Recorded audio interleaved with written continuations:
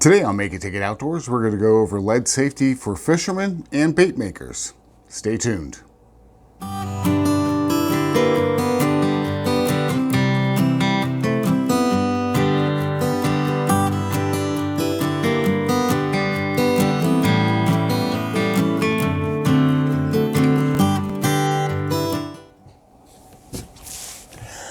Okay, first of all, I want to thank the Illinois Department of Public Health, and especially Janice and Matthew and the Division of Epidemiologic Studies for the info I'm using today. They were kind enough to allow me to share this with you, and I think they did a pretty good job on it. It was one of the better articles and brochures I found online. I will be reading from notes, so occasionally I'll be looking down. I just want to make sure I get the info right for you. So why are we concerned about lead safety as fishermen and bait makers? Well, one, lead's nasty stuff. It can lead to a lot of things. It's stored in the blood, liver, kidneys, bones. It can harm the nervous system. You can become irritable, aggressive, suffer from depression. You can lose loss of sensation in your fingers and your face. It causes headaches. It can cause a loss of sexual function, including impotence. So it does cause quite a few problems. It actually may alter your sperm, which can lead to birth defects. So again, this stuff's pretty serious. Pregnant women are especially vulnerable because the body, when a woman's pregnant, goes through biological changes and everything, and it's more susceptible to lead poisoning at that point. The lead can actually pass through the placenta to the fetus, which can lead to miscarriages or birth defects. Again, important stuff here. For children, we as adults only absorb about 20% of the lead. Still a lot, but kids absorb up to 70% of the lead.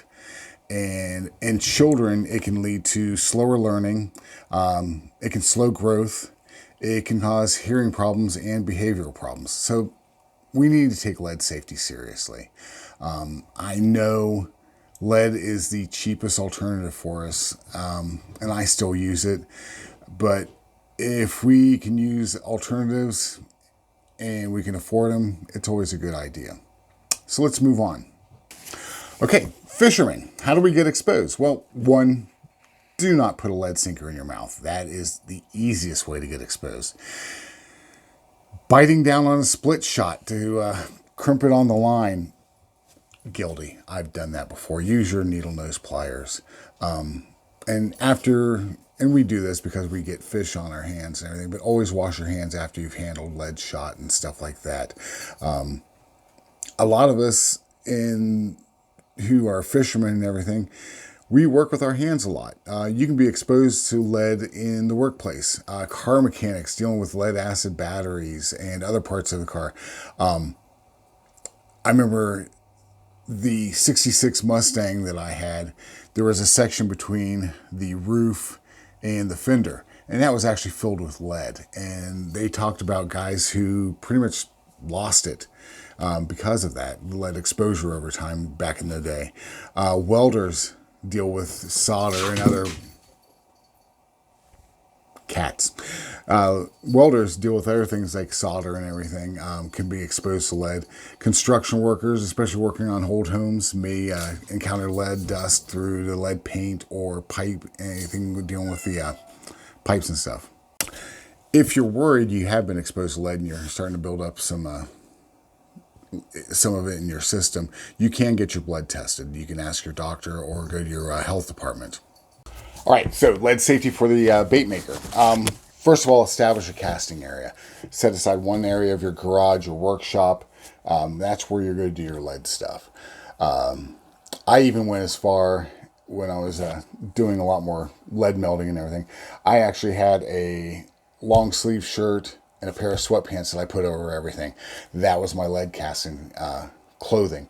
That way, if any dust got on it, I would be able to just leave it out there so I wouldn't bring it into the house. The worst thing about lead is everyone worries about fumes, and we're going to go over all this, but it's ingesting that really causes the problems with lead exposure. And just that little bit of filing we do on spinner baits and everything when they come out of the mold and we break off the sprue, that can cause a lot of dust. Just be careful with that. If you can cast outdoors, because obviously the wide ventilation, that's the best way to do it. Obviously, you have to deal with moisture outdoors, so there is a safety factor there. Only on a good sunny day or day you do not worry about precipitation. If you are indoors, do not cast in areas like the kitchen. That's where food's stored, obviously, or your food pantry. If you have a separate section of your garage, go out there. Make sure there's no carpeting in your area. Carpeting can attract that dust, and it clings to it and stays there. You also want to have areas, or your area have surfaces that can be cleaned easily, and we'll go over that here shortly. One recommendation I saw on this pamphlet, and I'm going to link all this at the bottom, is take some sawdust or dirt and mix some type of oil with it so it's kind of clumpy, and then put that on the floor. What happens is when you vacuum that up, it's attracted to dust and it's clung to it. So that's an idea for your work area. Ventilation outdoors, again, best. However, if you're in the garage, you're going to want to probably put like an oven hood or something up if you're going to be doing a lot of casting and bait making, and it should draw the air up and out. Don't just put a fan there, because all it does is just spreads dust everywhere. And that's really important. Another thing I also used was a good mask. I actually had a P100 mask to help out block any lead dust or anything from getting in my lungs.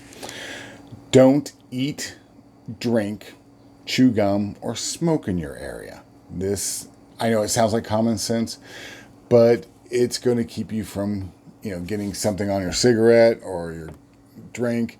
You're going to take the lid off and you're going to ingest lead. We don't want that. Okay, I'm really guilty of this one even today. Rubber or latex gloves. Wear them. When you're casting, obviously you'll wear like a leather glove, because you don't want the hot lead burning your skin. And rubber and latex gloves would not help with that. But latex will protect your skin. There's tons of videos on how to remove a latex glove properly so it goes inside out. But yeah, latex gloves are great. I know a lot of people use the blue gloves or the black gloves, the non-nitrile or nitrile gloves.